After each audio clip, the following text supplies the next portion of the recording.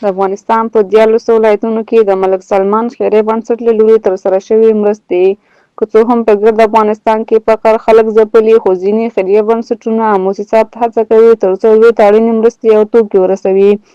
دا چې په دې وروستیو کې د افغانستان په ډېری ولایتونو کې طبي پیښو خلکو ته مالي او ځاني زیانونه اړولي، چې تر ډېره په افغانستان کې دغه پیښو زرګونه کورنۍ ځپلي او له خپلو مینو یې بېځایه کړي دي. خو ورته مهال بیا د افغانستان په 14 ولایتونو کې د ملک سلمان خیریه بنسټ په مالي همکارۍ او د ORCD ګلوبل په ملاتړ 4902 بېوزله کورنیو ته د غیر خوراکي توکو د مرستې ویشلو لړۍ دوام لري.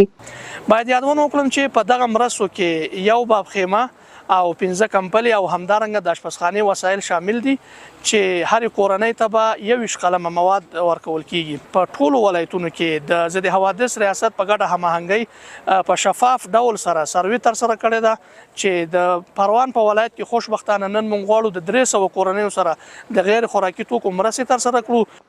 په افغانستان کې بېوزلي هغه څه دي چې ډېری ماشومان، ځوانان او عمر خوړلي سپین ږیري د خپلې کورنۍ د اقتصادي اړتیاوو د پوره کولو لپاره درنو او شاقه کارونو ته اړ کړي دي.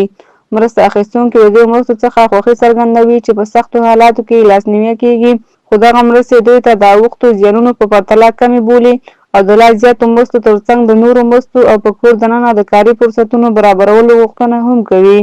همین به خاطر که همین سیلاب آمد خانه و زندگی ما را خراب کرد، همین مؤسسه همین جنسا را برای ما تحویل داده است. خدا کنه که تا با آخر ایاب بر ما دوام داشته باشه.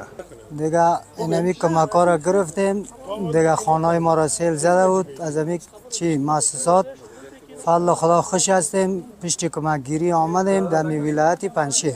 په یادو ولایتونو کې د ملک سلمان خیریه بنسټ له لوري ترسره شوې مرستې داسې مهال ویشل کیږي چې ډېری کسان د وروستیو طبي پیښو او مهاجرت له امله زیانمن شوي دي.